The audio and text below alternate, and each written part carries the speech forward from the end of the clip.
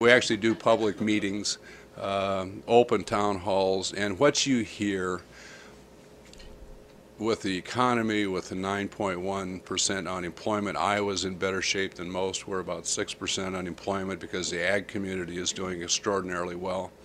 But the fact of the matter is the uncertainty out there with taxes in the future, what is going to happen a year from December 31st when the tax relief that was put in place with the Bush administration all expires, what the new 3.8% increase with the president's health care bill, what that's going to mean as far as on top of capital gains and dividends.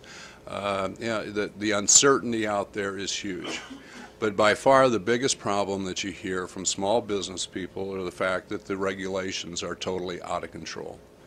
And what they're seeing as far as the wet blanket that this administration, they're working overtime. The fact of the matter is what the president knows, what the administration knows, is that with us in control and majority of the House of Representatives, they're not going to get the crazy cap and trade, sorry, Bev, crazy cap and trade concept through, which you so strongly supported. She used to be my friend. But anyway, but they're not going to get those types of programs, those regulations put in place through legislation. So what they're going to do is do the same thing, but rather than legislation, through regulation. And it is very, very destructive. You hear it all the time from any small business person. The small businesses today, it costs about, I guess they say about $10,600 per employee to comply with the regulations that are out there. Just the simple amount of reporting. I stopped with a local banker, medium-sized bank, a few weeks ago. He brought out 2 volumes, about 6 inches high, each of them, of new compliance from the Dodd-Frank bill. And he's basically saying we're either going to have to merge, we're going to have to hire more people to just comply with all of this stuff that's going on. I wish Oxley was here because I think Dodd-Frank could even be worse than Sarbanes-Oxley. But anyway, maybe not. I don't. Yeah, I know, Jimmy. It is all your fault.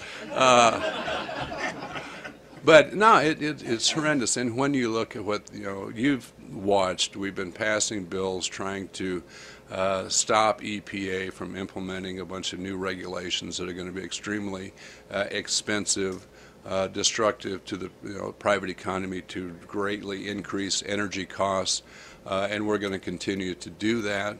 I've got some legislation that Jacob's working very, very hard on as far as the regulatory burden to really try to bring some common sense, to have actually cost-benefit, real analysis put in place where you're going to have at least 6 months once they come out with their analysis so that you can look at it, you can figure out if they're using real numbers, you can figure out if this actually makes any sense, and then bring your thoughts and your analysis to the table rather than just have the bureaucracy out there.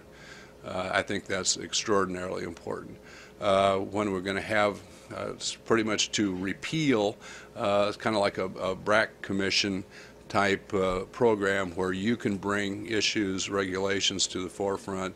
We can put them together, make sure that Congress actually has an input. We'd vote up and down on those things. And also any major new regulations that come down, that Congress would have to vote on those as far as new regulations also and have it signed by the President, because we have really ceded our responsibility constitutionally to the administration. And the most dangerous words in any piece of legislation are "the Secretary shall determine." As you folks know, that is the killer that basically gives them a free hand to interpret what the intent of any legislation was, and to basically, with their agenda, write regulations that fit their ideas as to what should be going on in the private sector, rather than to what the reality in the real world is. It's very scary, I think, to see people in the administration who have no experience in the real world, that are writing regulations, have their own agendas out there, and really believe that they are so much smarter than everybody else is. It is a scary thought, and it is the biggest problem we have as far as job creation, as far as getting this economy going.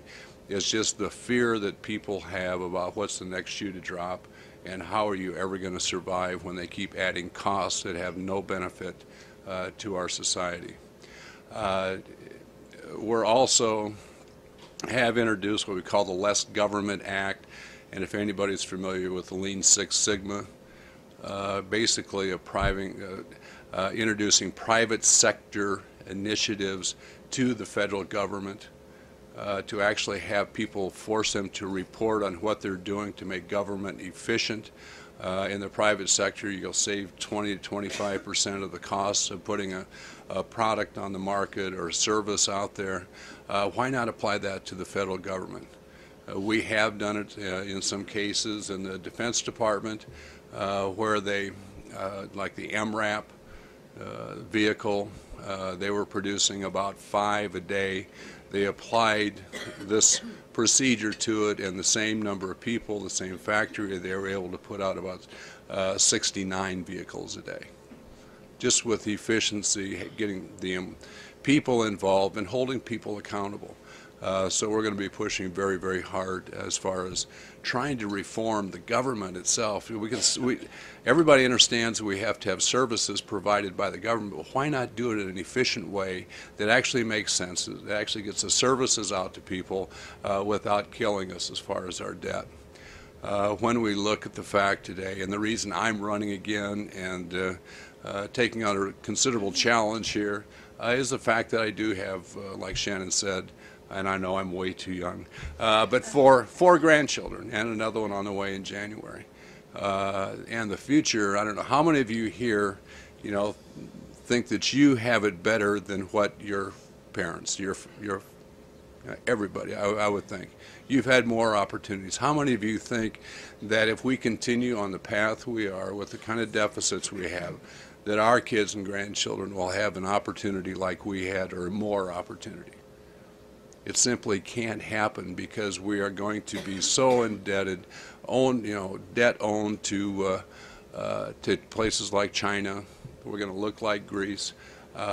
We simply cannot function if we continue the path we're on. Almost 40 cents out of every dollar the federal government spends this year will be borrowed money. And this, the super committee, wow, if they get their work done, you know what's going to happen? Rather than being, in 10 years, $25 trillion in debt, we'll be $24 trillion and save the world. Okay.